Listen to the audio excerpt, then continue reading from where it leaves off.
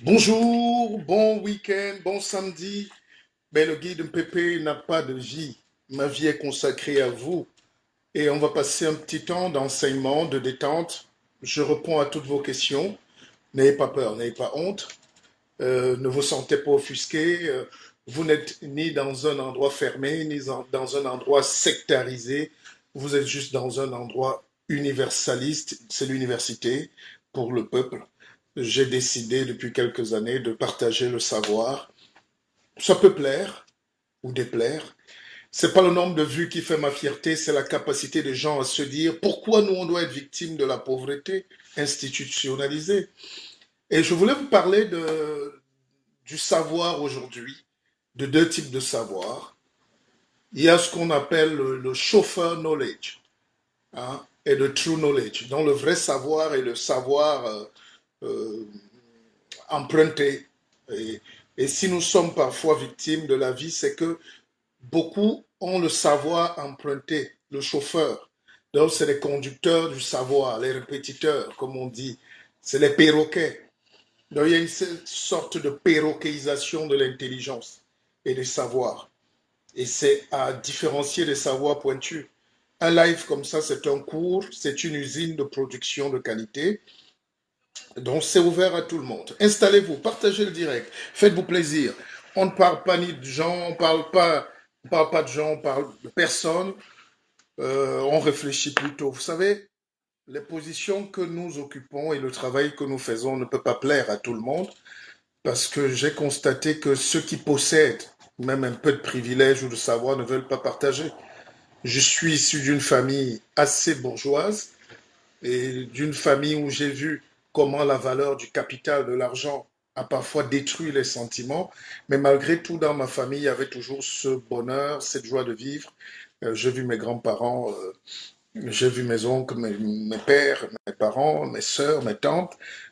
Mais c'est pas facile au quotidien d'entretenir la vie, l'amour. On ne parle pas d'amour. L'amour ne fait pas vendre. Et je comprends pourquoi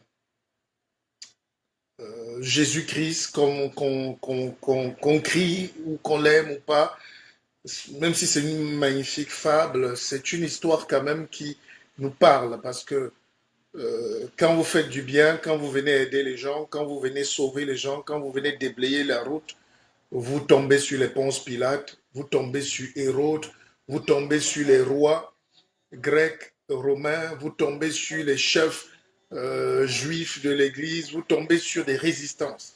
Et j'en suis parfois victime et tout le temps. Alors je vais revenir sur ça pour vous dire quand même que en 1918, il y a un prix Nobel de physique qui s'appelle Planck. Il est allemand, juif allemand bien sûr, et il fait des conférences dans toute l'Allemagne.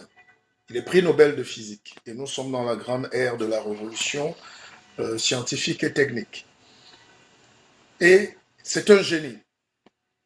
Mais comme il traverse toute l'Europe, toute l'Allemagne avec son chauffeur, pendant qu'il prépare, parce qu'il va de conférence à une autre, il va de Munich, Berlin, Berlin, Dortmund, Dortmund, voilà, Essen, Essen, Bochum, donc il fait toute l'Allemagne et il n'a pas le temps de préparer, donc c'est dans sa voiture qu'il récite ses formules, son speech et tout, et le chauffeur qui le conduit est intelligent, il entend, il capte. C'est une histoire vraie. Et un jour, il est un peu décontenancé parce qu'il discute avec... Il est fatigué, mais il discute avec son chauffeur. Il lui dit, mais tu es sûr que si je te laisse passer à ma place à la conférence à Munich, tu peux me représenter? Comme ça, moi, je m'assois dans le public, je me repose. Je suis fatigué. On va faire cette expérience. Le chauffeur lui dit, bien sûr, ça fait des années que j'écoute la même chose, sans connaissance de la physique. Je n'ai pas fait la physique ni la chimie. Je ne suis pas un scientifique, je suis chauffeur, mais depuis que tu récites tes formules là, j'ai quand même tout enregistré. Et il va se passer un truc incroyable. Il va laisser, il va laisser le chauffeur présenter sa conférence, comme j'étais à Abidjan, il y a une semaine, jour pour jour. Imaginez que toute ma conférence soit en réalité le fruit de la récitation des enseignements de quelqu'un d'autre. Non, je suis allé là-bas pour donner des enseignements que j'ai conçus, que j'ai fabriqués, que Dieu m'a mis dans la tête. J'ai inspiré aussi des gens et j'ai formé d'autres qui vont faire le relais demain. Donc, le chauffeur a fait la conférence à la place du prix Nobel de physique. Personne ne s'est rendu compte. Personne n'a même cherché. Et à la fin, le prix Nobel de physique, Planck lui dit, mais, il dit à son chauffeur, mais et, si quelqu'un te posait même une simple question là, comment tu allais faire? S'il te posait une question qui sortait du cadre, une question personnelle, et des personnes ne pouvaient me poser une question sur la pertinence, puisque j'ai déjà montré que je connais. Alors, c'est pour vous dire quoi? C'est que tout le temps, nous tombons sur des gens qui lisent, qui répètent, qui récitent, mais qui n'ont pas développé une intelligence qui crée de l'électricité.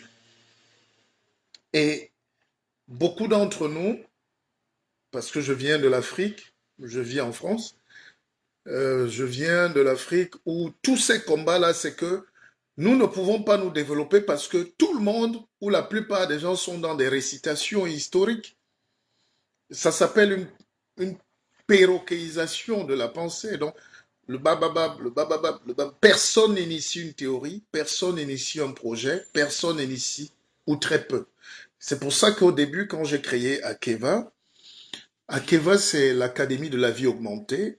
Et je voulais, étant ici en France, dire aux gens, sans concurrence, hein, dire aux gens, mais pourquoi nous venons toujours en apprenti? Pourquoi nous ne sommes pas dans la position aussi de maître avec tout ce qu'on connaît comme expérience, la nature, les pygmées, les bantous, les semi-bantous, les sahéliens, tout ça, je viens d'un pays, par exemple le Cameroun, où il y a toute une Afrique en miniature, tous les savoirs, 25 ans d'initiation dans la forêt. Pourquoi je vais arriver à Paris et je serai encore l'étudiant, même après avoir été étudiant? Pourquoi je ne suis pas maître? Et c'est ce degré de courage que je voudrais que les jeunes prennent. C'est vous, vous devez aussi apprendre au monde. Et ça se joue même dans les relations internationales. Quand le G7 se réunit, on n'invite pas l'Afrique. Parce que vous n'allez pas venir, vous allez venir dire quoi là-bas? Vous n'avez pas créé un modèle de développement propre. Vous n'avez pas créé une route avec peut-être l'écorce d'arbre, les baumes. Vous n'avez pas inventé, ou même quand vous avez été à la base d'une idée, les autres ont développé pour vous. Donc, quand ils se réunissent pour décider de ce qui est bien pour vous, ils ne peuvent pas vous appeler parce que vous n'avez rien à dire. Moi, je fais le tour des conférences, on m'invite parce que tout le monde dit, mais Akeva, c'est quoi? Pourquoi Akeva? Je dis, c'est une académie. Mais comme vous avez vos académies ici, l'académie n'est pas née en Grèce. L'académie est née en Afrique. Je suis héritier de très grands royaumes. Le leadership chez nous, c'était sous le baobab. La parole, l'emporol qu'on dit aujourd'hui, quand vous célébrez les Umyobe, les Lumumba, c'est quoi? C'est la parole, c'est pas l'université occidentale. C'est une vision de la liberté, ce que Mandela appelait l'Ubuntu. Donc, je suis encore choqué que c'est nos propres frères qui veulent toujours décrédibiliser le travail qu'on fait au quotidien. Et je peux vous garantir que chaque jour qui passe, je suis plus fier de moi qu'avant. Parce que même si je suis abandonné, même si demain je n'ai pas de financement, même si certains m'amènent dans des projets et après se moquent de moi, moi je suis serein, j'atteins le bonheur, je suis dans une phase d'accomplissement de ma vie et je ne peux que partager ces moments de bien-être, de bienséance avec vous. J'ai décidé de créer l'université des pauvres, l'université populaire de la pensée. J'ai décidé de créer une académie de savoir, même avec rien. Chaque jour, je donne un petit savoir. Et parfois, je suis surpris, je fais 2 heures parfois de live, quelqu'un tire un petit mot pour essayer de décrédibiliser mon travail. J'ai reçu un coup de fil d'une très grande université américaine et je pense que je vous rendrai compte bientôt Parce que les États-Unis sont un très grand pays, parce que tout le monde nous suit, hein. Et on est dans un monde où on cherche des pépites, le talent. Peut-être c'est dans cette grande université que j'irai enseigner, parce que ils vous font croire qu'ils ont enregistré tous mes lives depuis 2 ans. Je vais vous me présenter le courrier. Ces chercheurs-là ont enregistré tous mes lives depuis 2 ans. Et ils ont la même constance. On m'a posé une seule question, mais qu'est-ce qui vous anime? Vous luttez pour quoi? Quel est votre problème? What's your problem? Et c'est pour ça que je suis revenu en anglais pour dire le chauffeur. D'ailleurs, je passe ça, mais ça, il faut que ça. I have to improve my level in English if I want to succeed. I need to improve my level. Mais j'ai été marqué parce que on jette des cailloux à la mer. Chaque jour, on vient là, les gens disent les bavardologues ou je sais pas quoi, en essayant de minorer. Et je suis fier de moi. J'ai discuté avec un autre frère qui m'a dit une fois, vous êtes le plus fort. Parmi tous les Africains qui parlent, qui ont la parole, vous êtes le plus fort. Mais ce qui me choque, c'est qu'on ne vous donne pas la place que vous méritez. Vous avez trop de batailles, vous avez trop de combats. Je vous prends un exemple simple. Je vous prends un exemple simple. Hier, j'ai fait un live. J'étais obligé de le supprimer parce qu'à chaque fois, je suis pas déçu, mais il se passe des choses terribles dans ma vie. Tout le monde a envie de me salir parfois, mais ça fait rire. Regardez une histoire. Vous allez... Parfois, tu parles même pas de gens. Les gens vous disent que tu as parlé d'eux ou que tu as fait un live pour eux. J'ai pas ce temps, j'ai pas cette énergie. Je peux pas aller d'un pays comme la Côte d'Ivoire pour parler des gens. Je peux pas aller dans un investissement où on vous reçoit dans une grosse chaîne de télévision, on vous consacre un programme, ce qu'on ne m'a jamais consacré, même dans mon propre pays, pour aller parler des petites personnes ou des personnes. Alors, j'ai fait un live hier, j'espère que je vais le retrouver, et j'ai été choqué. Vous allez comprendre pourquoi. Vous allez comprendre pourquoi. Partagez le direct, c'est pas très important, mais de temps en temps, je m'arrête je comprends qu'on vit une époque de buzz, il faut du sang, il faut salir tout le monde, il faut de la guerre, mais vous vous trompez, je suis un pasteur. Hein, pas un pasteur lolo. Je suis un pasteur pur, dans la verve des Luther King. Je suis l'héritier des Luther King. Je suis l'héritier du pasteur Bissock. Je suis l'héritier des parleurs qui libèrent, des gens qui luttent. Alors, il y a des sites, vous allez sur YouTube, j'ai fait un direct hier dans la forêt, mais j'étais un peu surpris parce que mes enfants suivent beaucoup et les gens m'appellent de partout dans le monde. J'ai fait un live hier, j'étais dans la forêt, où je voulais parler plutôt de méditation, de nature, de spiritualité. Et j'ai fait une allusion, une intrusion dans le domaine politique pour expliquer aux gens. Regardez ce qu'un site a repris. Ce site-là, qui partage beaucoup mes vidéos, je ne les connais pas, il s'appelle Star Living TV.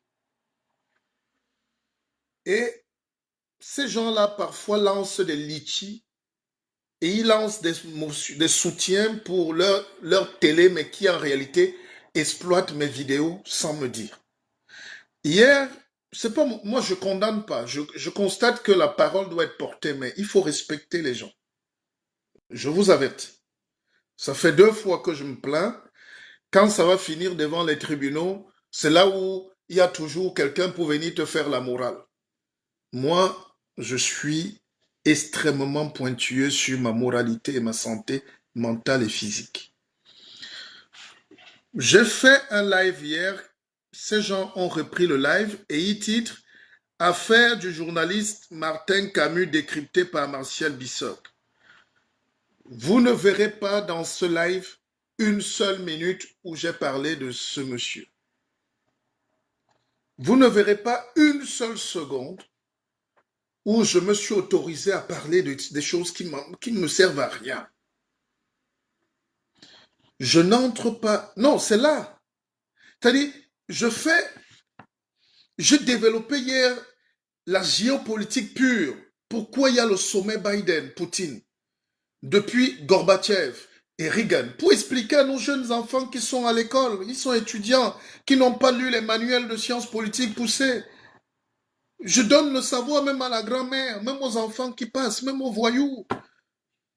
Alors, je fais 1 heure de direct, ou 2 heures, ou 30 minutes, je ne sais plus, où je suis concentré à développer, à expliquer ce que c'est que la révolution. Pourquoi la révolution ne peut pas marcher. Je prends des concepts politiques. Je décortique pour le plus grand nombre. J'avais un aîné qui disait, Mentibé philosophie ni matam, c'est-à-dire je vous donne la philosophie en comprimé. C'est-à-dire il faut l'écraser ou bien il faut la casser pour que tout le monde puisse la boire. Donc, Akeva, c'est ça. C'est l'humanisme au sommet. C'est une gratitude. Ma présence en vie, c'est pour dire merci à Dieu. Parce que je ne serais peut-être pas là. Il y a des gens plus forts que nous, plus riches que nous, qui meurent tous les jours et qui n'ont rien laissé et qui n'ont même pas eu le temps de se projeter. J'ai perdu encore un aîné cette semaine au Cameroun, qui était l'un des meilleurs experts comptables d'Afrique, formé à la Grande École de Commerce de Paris, major de sa promotion en 1980, qui est parti. Il n'y a même pas encore un mois, on parlait d'au moins 10 projets. Et à chaque fois, je leur dis, mais pourquoi on parle de projets tout le temps, vous mes aînés, et on n'applique pas? Pourquoi on est toujours à la phase des projets? Parce qu'on a peur, parce qu'on a des sentiments de tribalisme, de haine, de ceci, de peur, de cristallisation, de ne pas voir l'autre progresser, de ne pas s'épanouir. Et les Thomas Pesquet qui vont miser les milliards là-bas sur la Lune. Les Elon Musk qui mettent 7 milliards sur une fusée qui explose 5 minutes après et qui se disent, bof, on reprend demain. La vie, c'est oser. La vie, c'est avancer. La vie, c'est pas vivre sur les peurs. Et toute ma vie, je démonte les peurs, les barrières, les pièges, one by one. Et Dieu merci. Donc quand je partirai de ce monde, je dirai à Dieu, moi je suis fier. Je suis fier parce que chaque jour j'ai donné. Je ne voulais pas être autre chose que ce que je suis. J'ai monté des entreprises qui ont eu plus de succès ou pas, qui ont parfois échoué, jamais découragé. J'ai eu des camarades qui ont toujours cassé tout ce que je veux faire, mais aujourd'hui, c'est eux qui sont cassés. J'ai eu des frères qui n'ont jamais supporté que je brille, que je travaille. Moi, je continue de travailler tous les jours. Et voilà le message que je veux donner à la jeunesse. Travaillez tous les jours. Avancez tous les jours. N'attendez personne. Même pendant que vous faites les projets avec les gens, vous continuez de... N'allez pas dormir. Parce que tous ceux qui viennent vers vous ne sont pas vos amis. Parfois, ils viennent juste pour éteindre votre étoile. Surtout dans les couples. Hein. Vous pouvez tomber sur un homme qui vous voit briller, il vous voit marcher bien en route, hein, le matériel bouge, et il dit qu'il est amoureux de vous. Non, il veut juste que vous lui apparteniez pour mieux vous détricoter, vous mettre le cabas quand il vous a trouvé en fin de vie. C'est la logique de la vie. La plupart des femmes sont brillantes, elles excellent et rayonnent. Quand vous les croisez dans la rue, elles ont une vie, elles se battent, elles veulent se cultiver, elles veulent s'en sortir, mais vous la revoyez 2, 3 mois après, 1 an, je ne sais pas, mariée, flattée par un petit bijou qui brille, et en réalité, le type voulait en faire sa possession, sa concession. Et quand on est la possession de quelqu'un, on meurt. Le désir fleurit, la possession flétrit. Bignotila, Mayonnaise-tila. Et toute la vie est comme ça. Les gens viennent vers vous, mais en réalité, il faut vous posséder, vous détruire, vous casser le moral, vous rappeler que vous n'êtes rien en réalité, surtout sans eux. Et à moi, on ne fait pas ce petit jeu. Alors, quand des gens se permettent de faire des choses comme ça, vous croyez que ces gens-là, Dieu les parle? C'est de la positivité? Je suis sûr de l'amitié que moi je porte pour les gens. Je ne suis pas responsable de la haine qu'ils me portent. Allez demander à ce journaliste, Martin Kamimim, qui je suis pour lui, même dans sa carrière. Allez lui demander. Pourquoi je vais venir parler de lui, surtout en mal, surtout dans les choses qui ne m'intéressent pas. On est des humains, j'estime que ce n'est pas mon rôle. Mon rôle, c'est de créer des concepts, de donner de la sagesse. Et depuis tout petit, ça me crée pas mal d'ennuis, mais c'est mon destin. Je ne suis pas meilleur que quelqu'un d'autre, mais j'ai choisi, moi, de former. J'ai choisi d'orienter. J'ai choisi de tendre la main. Vous connaissez combien de gens à qui j'ai tendu la main et qui ont souvent reconnu ici. Vous savez, à une certaine époque, à Douala, j'avais un cabaret. Je le gérais avec un frère qui est décédé aujourd'hui. Et il y a un jeune que je connaissais même pas, hein, que je me rappelle même, dont je me rappelle même plus. Ça fait 20 ans,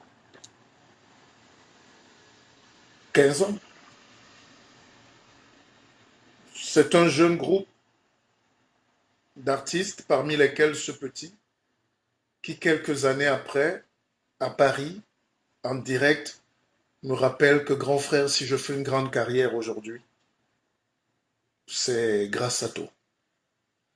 Tu nous as ouvert les portes de ton cabaret. On nous avait chassés partout à Douala. Et tu nous as dit, voilà la scène. Et tu payais même.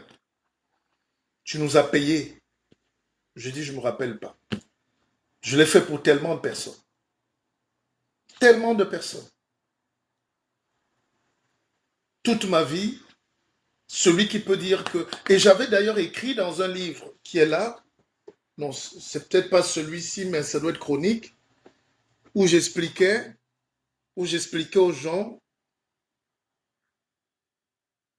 que l'Afrique ne se développe pas parce que les Blancs, les ceci, les Libanais, tout ça ne nous aiment pas. C'est parce que nous-mêmes, nous sommes les bloqueurs de Wi-Fi. On bloque l'énergie de développement. Sinon, il y a quoi dans le développement? Il n'y a pas de magie là. Aider l'autre, il va aider l'autre. Donner à l'autre, il va donner à l'autre. Mais vous, on vous donne, vous bloquez. Vous, on vous donne, vous cassez. J'étais à Abidjan, les gens les plus dangereux que j'ai croisés et qui ont essayé de me décourager parfois, ça va vous surprendre, mais c'est parfois ce qu'on appelle des frères. Je suis passé à la télévision ivoirienne.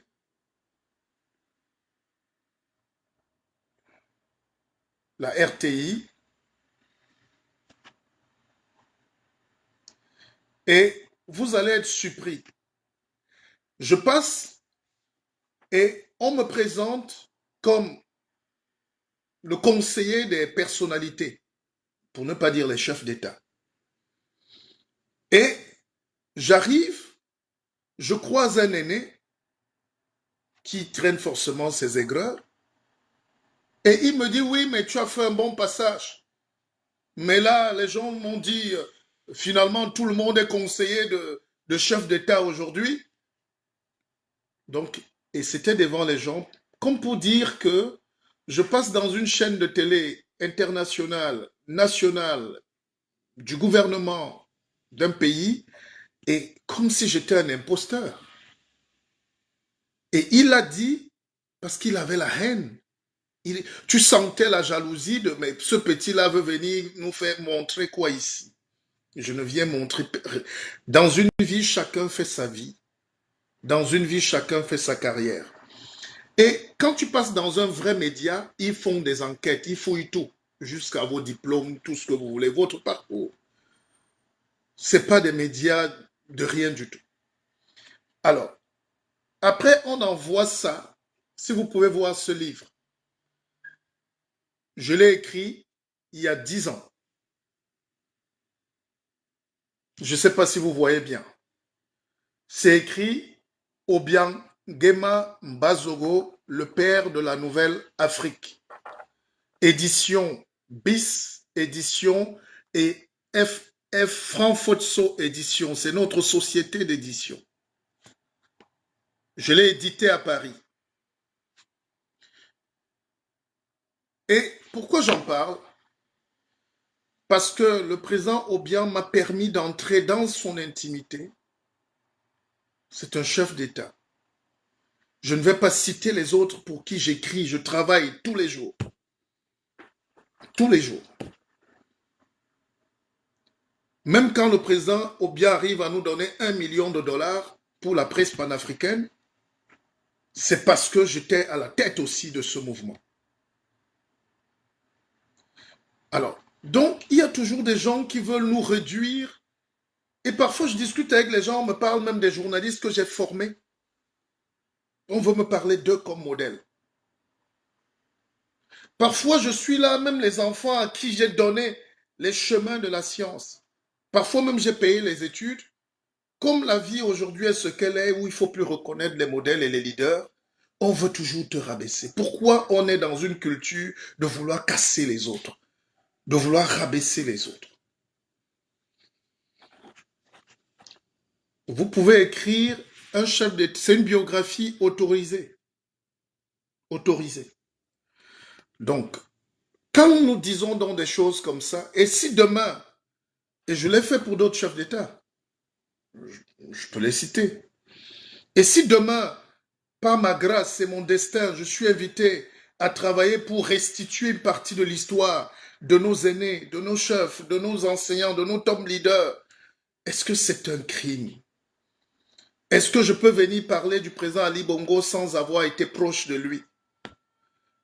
Est-ce que je peux venir parler du président Ouattara si je ne le connais pas? Ou du président Sarkozy, ou du président Hollande, ou du président Sassou?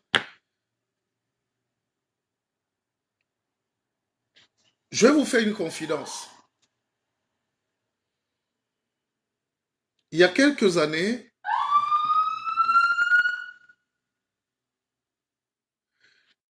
regardez comment la vie est un destin, mes chers frères et sœurs. Croyez en vous.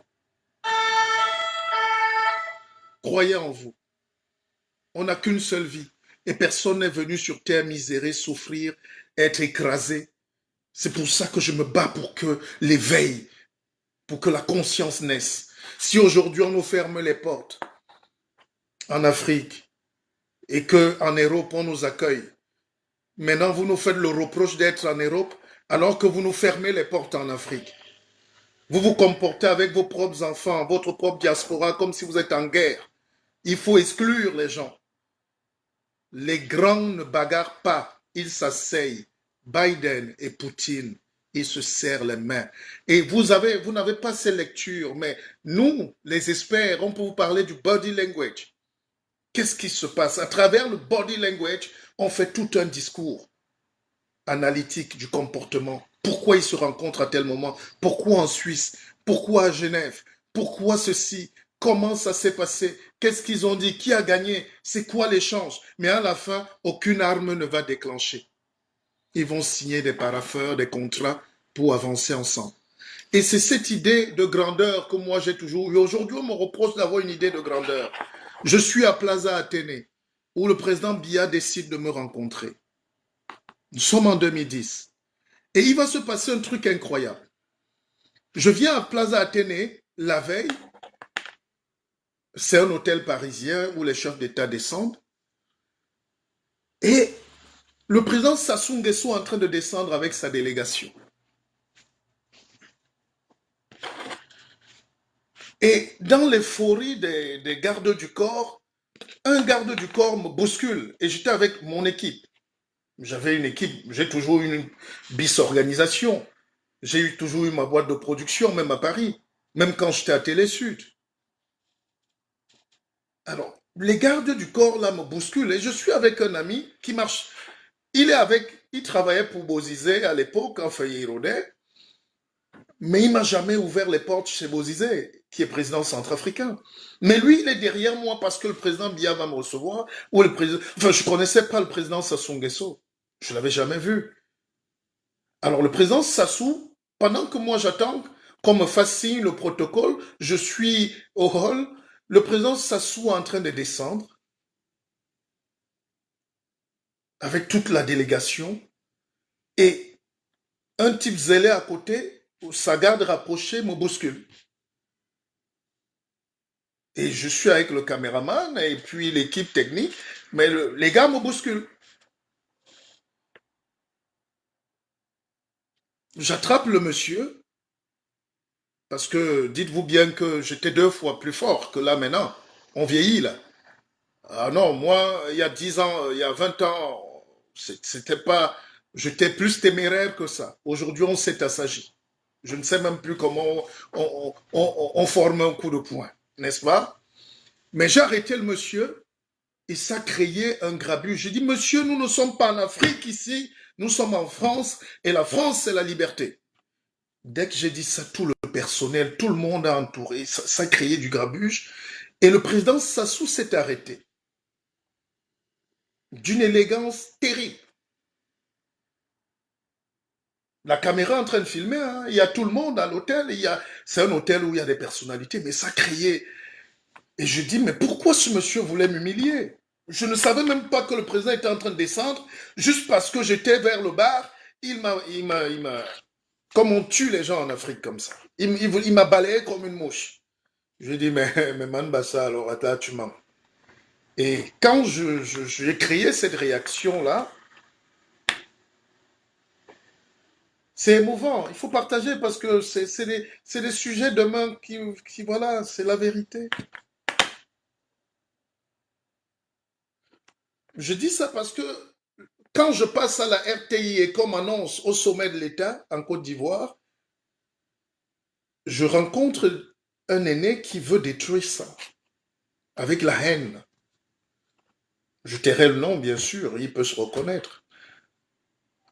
Mais ça ne grandit personne. Ces petites intrigues où les gens font comme si on ne les connaît pas. On vous connaît. On connaît vos limites, vos tares. Alors, donc, le président Sassou s'arrête d'une élégance pas possible et dit non, Dengenene.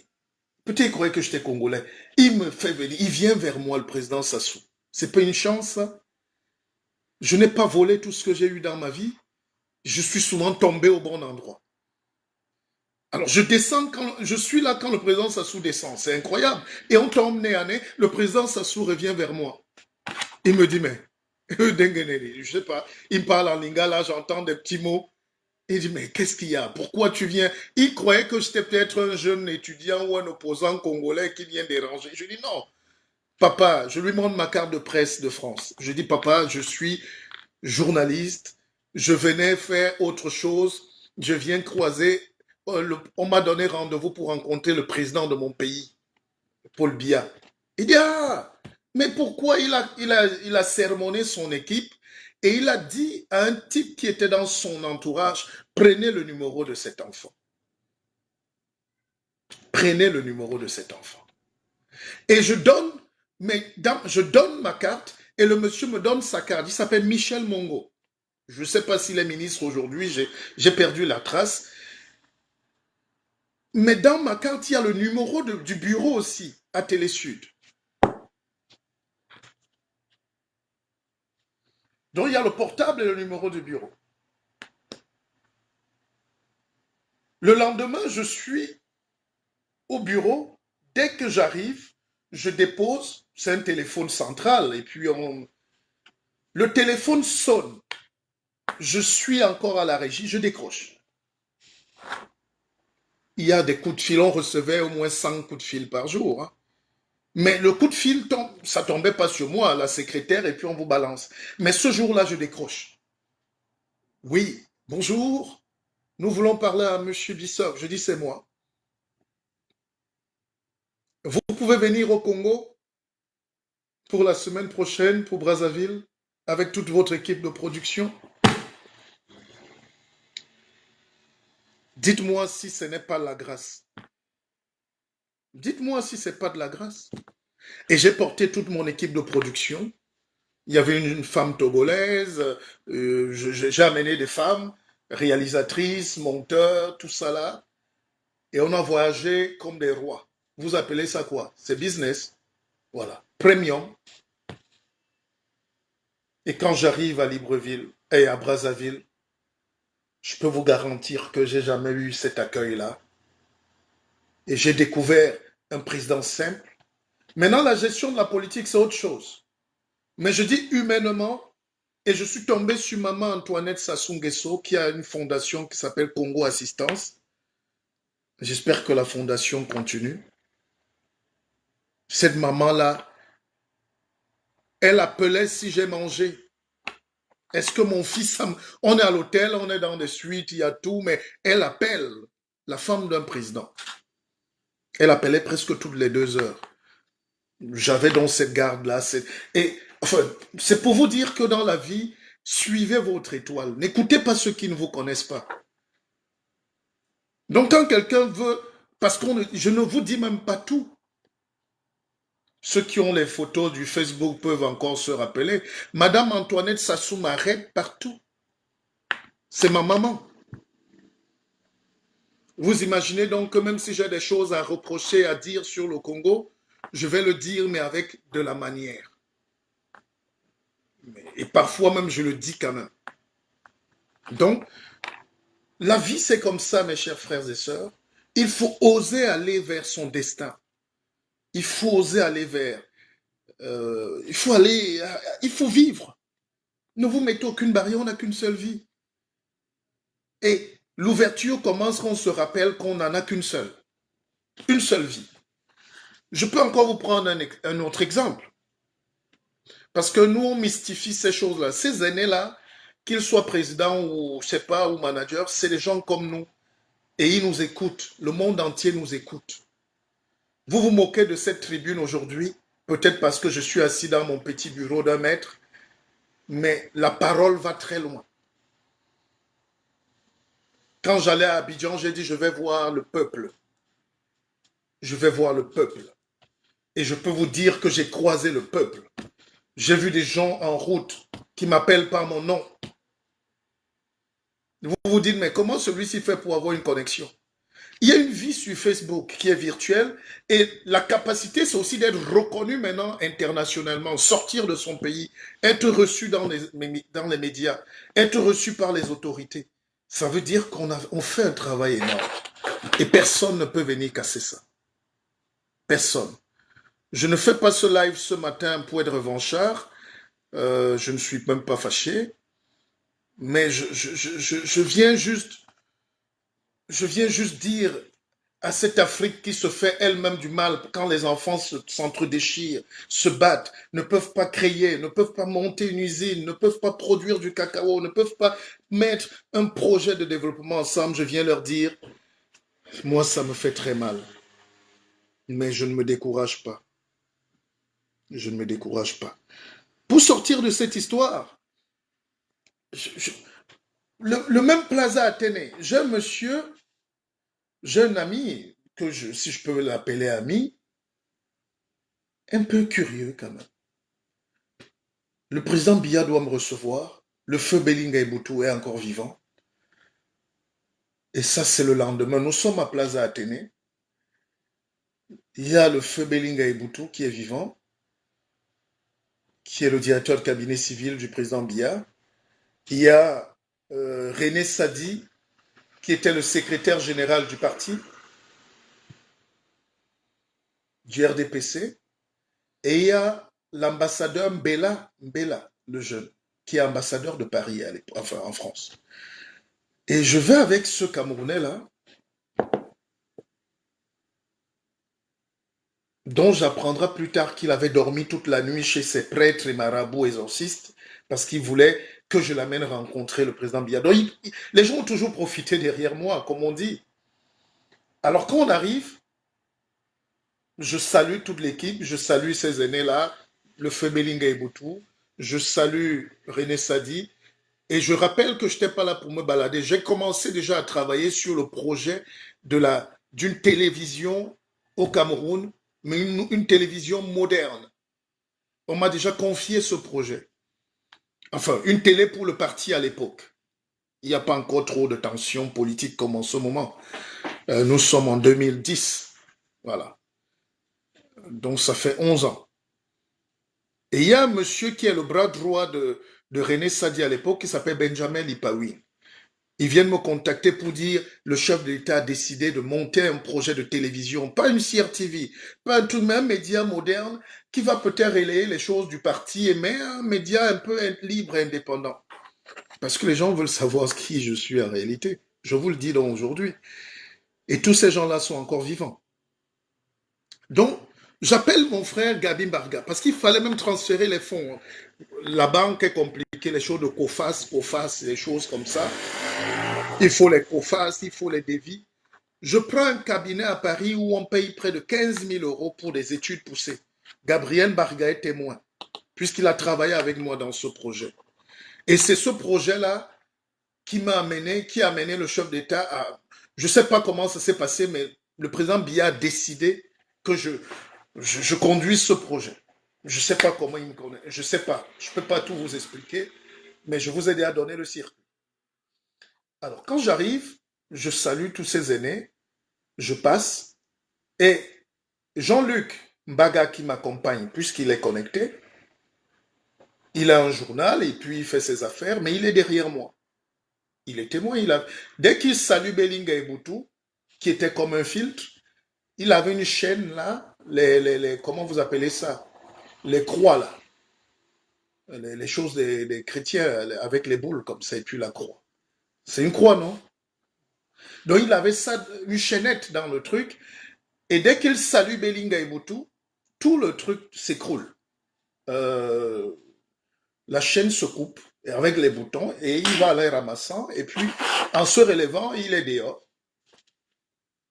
C'est plus tard qu'il me dira qu'il n'a pas dormi de la nuit, il a fait travailler sa chaîne, bon, des trucs un peu... Mais il faut vous dire la vérité. Donc, voilà comment j'arrive même à rentrer au Cameroun après. Je vous épargne les détails. Mais c'est pour dire que personne n'a le monopole des grandes relations. Personne n'a le monopole. C'est à vous-même de décider de ce que vous voulez faire, de ce que vous voulez devenir. Et c'est pour ça que, par exemple, ce matin, j'étais très fier de vous annoncer que je vais organiser une prochaine conférence pour vous former. Il faut qu'on se forme tous. Moi-même, chaque jour, j'apprends.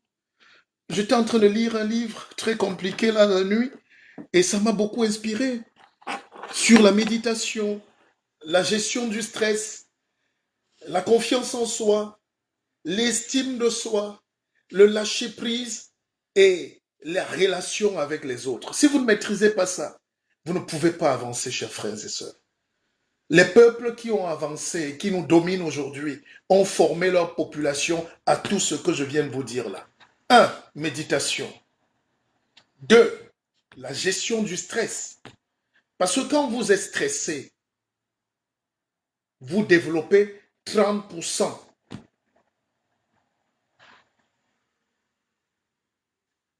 de risque d'avoir un AVC. Le sang augmente. Vous bousculez la pression sanguine.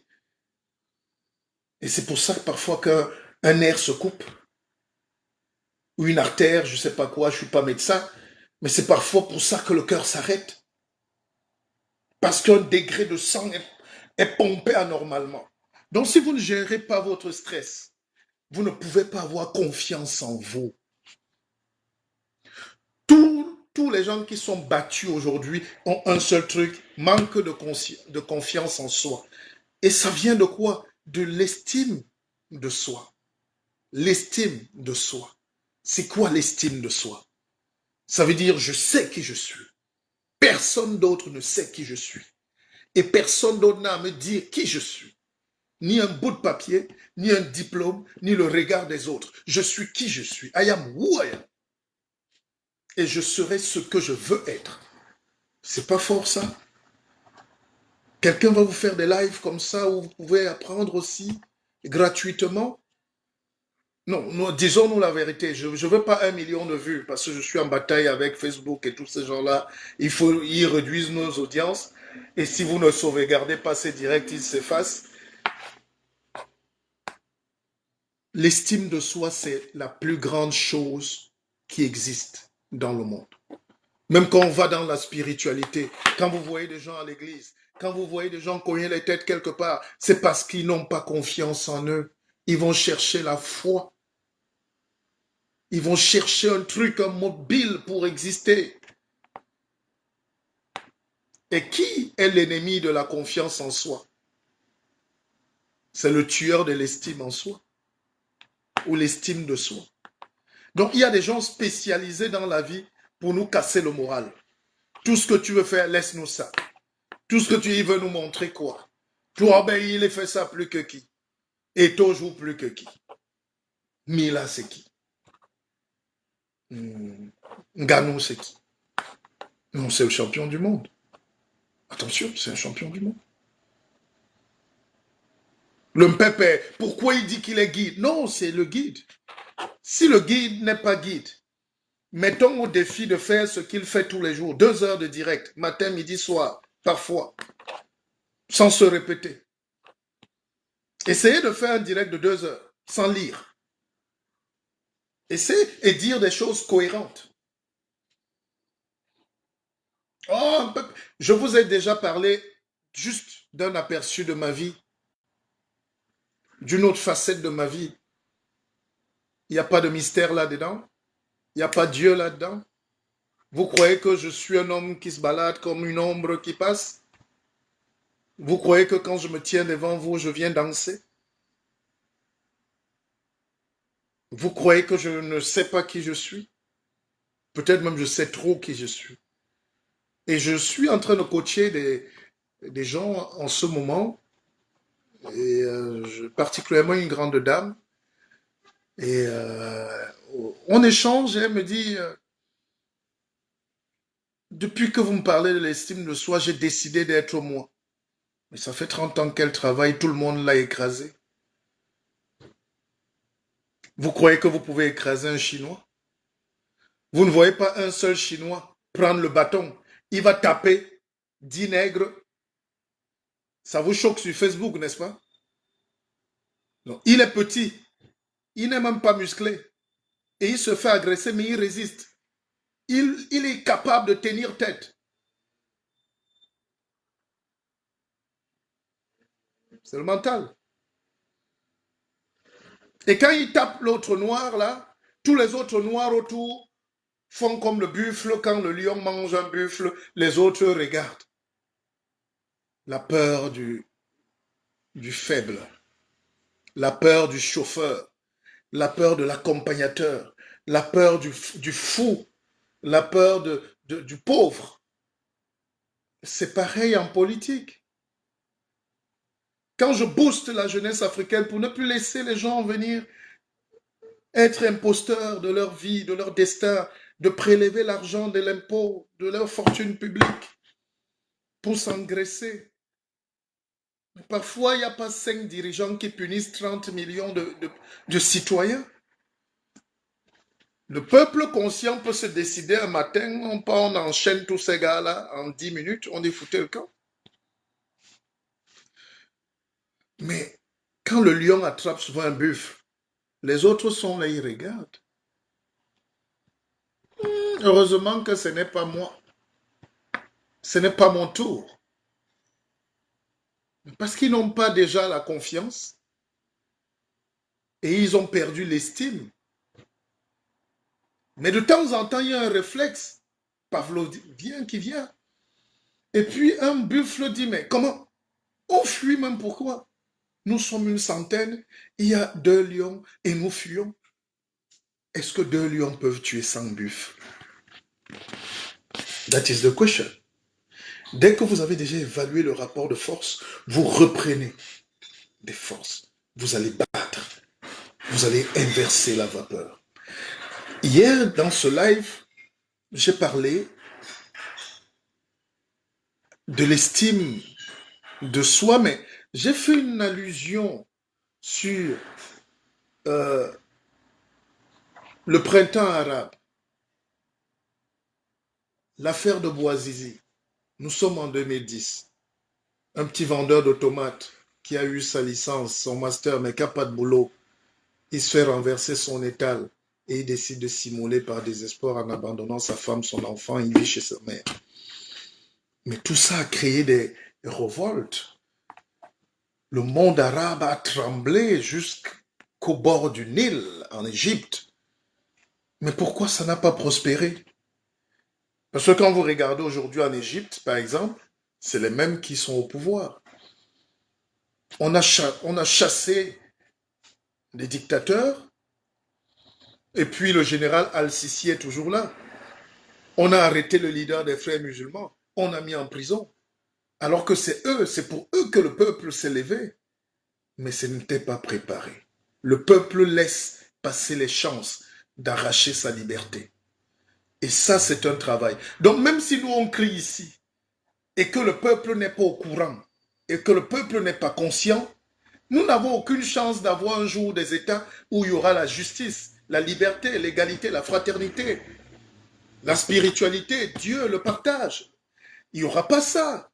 Parce que nous nous battons parfois avec l'épée dans l'eau. Tu peux couper l'eau. Le peuple ne sait même pas de quoi on parle. La connexion ne s'opère pas.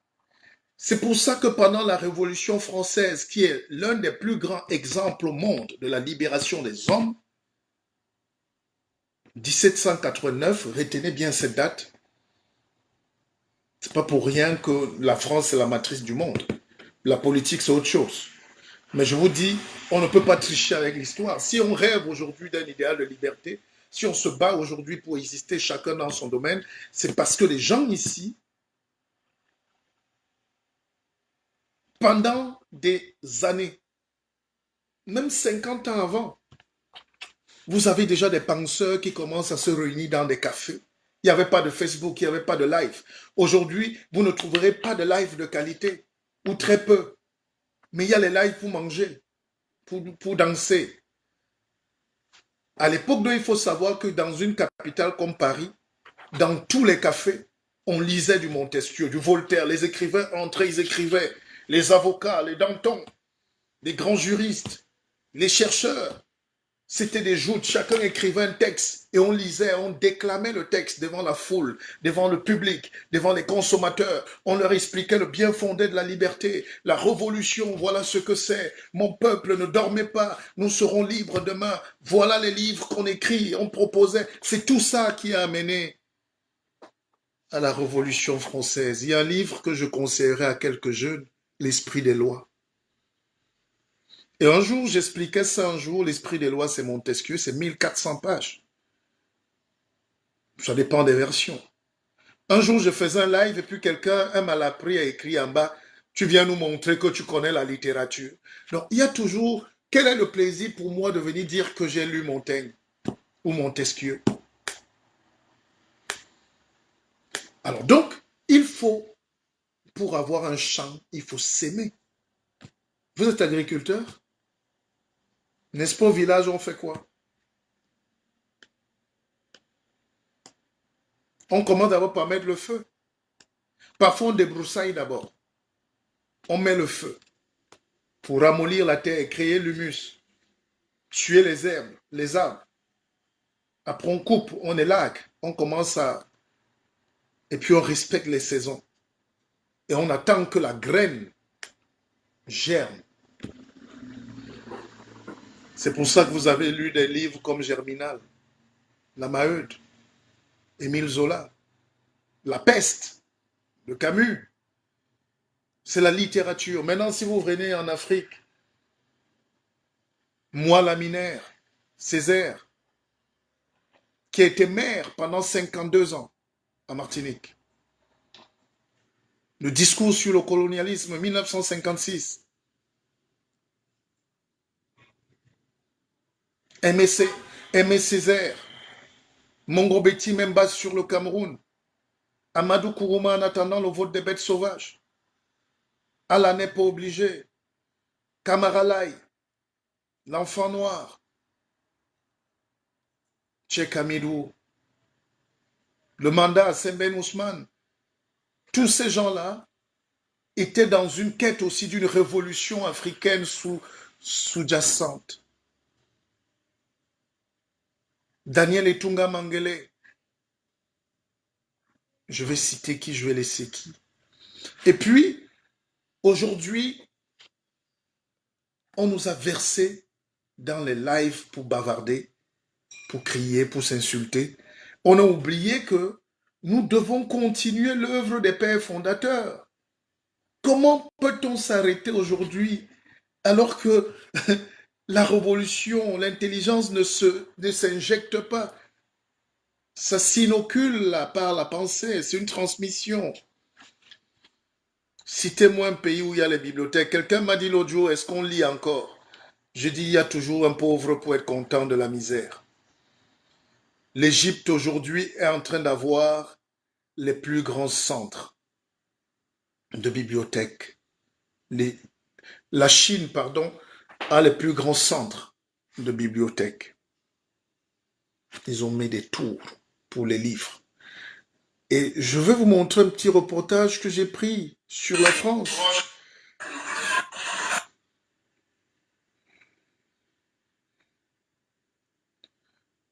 Même en France, on est en train de réhabiliter les bibliothèques. Qui peut se développer s'il n'a pas lu? Qui peut se développer? Mes chers frères et sœurs, je suis fier. Ce live me plaît énormément. Beaucoup ont demandé qu'on fasse une rencontre, une Akeva conférence, une prochaine à Paris. Je serai au Cameroun au courant du mois de juillet. En août, je vais aux États-Unis, le 27.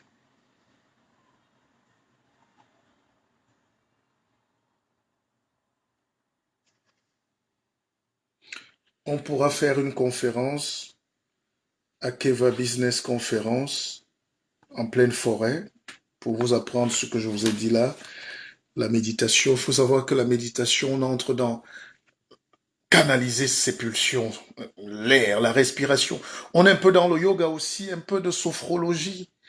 Hein. La sophrologie, c'est un mélange de tout ça, de psychologie, de parapsychologie, même d'hypnose aussi, mais tout ça, c'est pour être bien, en réalité. C'est pas magique. Ça sert à être bien. Et c'est des études poussées. Il faut le faire.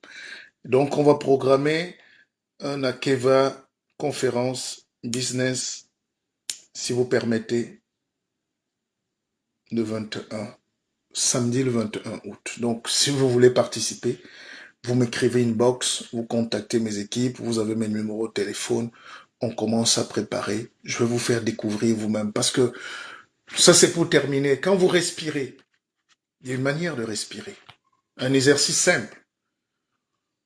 Vous gonflez la poitrine et le ventre en même temps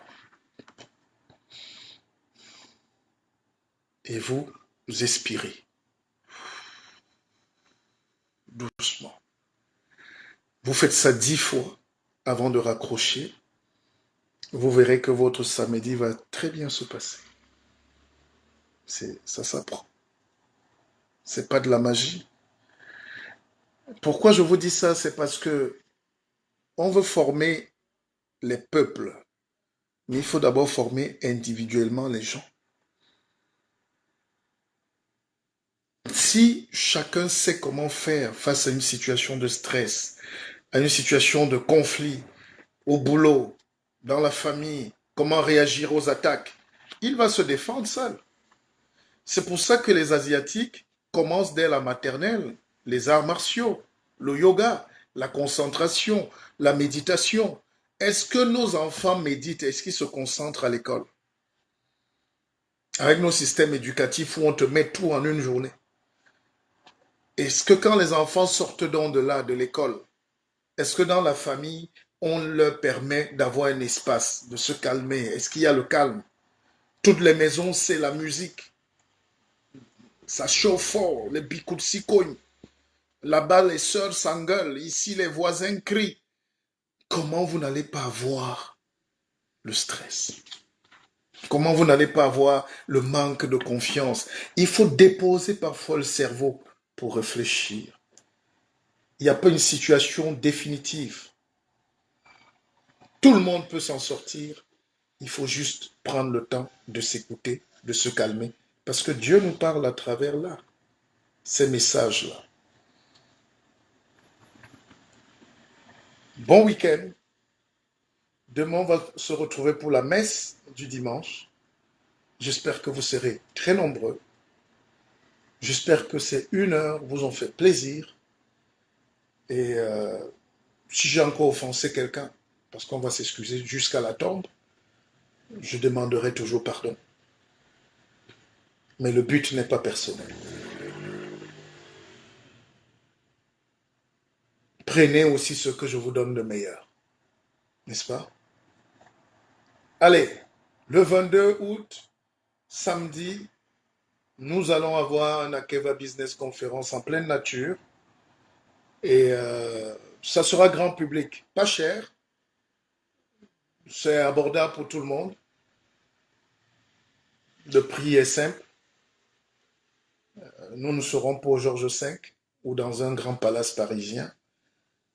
C'est pas 1 000 euros. Vous enlevez même 2 zéros. Donc, ça sera ouvert pour tout le monde. Allez, merci. Bon appétit à vous. Il est temps d'aller déjeuner.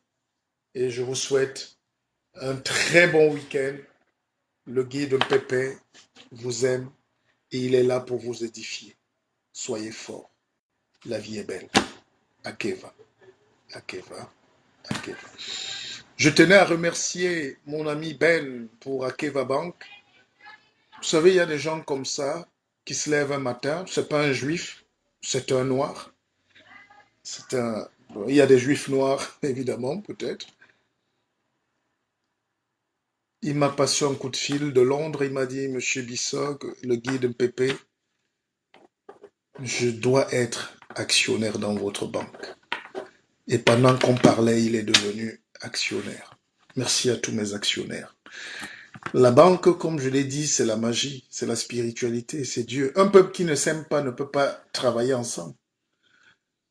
Quand vous gardez l'argent ensemble, ça veut dire que vous vous contrôlez, vous progressez, vous développez, vous avez les mêmes pensées. C'est pour ça que, de manière modeste, j'ai monté à Keva Bank. Demain, on aura peut-être un building à Abidjan. Et ne venez pas pleurer. Je vous aime. Je vous aime.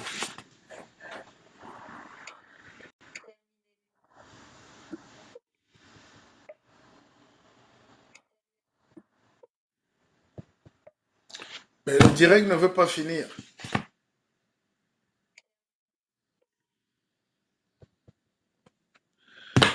Alors, mais comment j'arrête ce direct?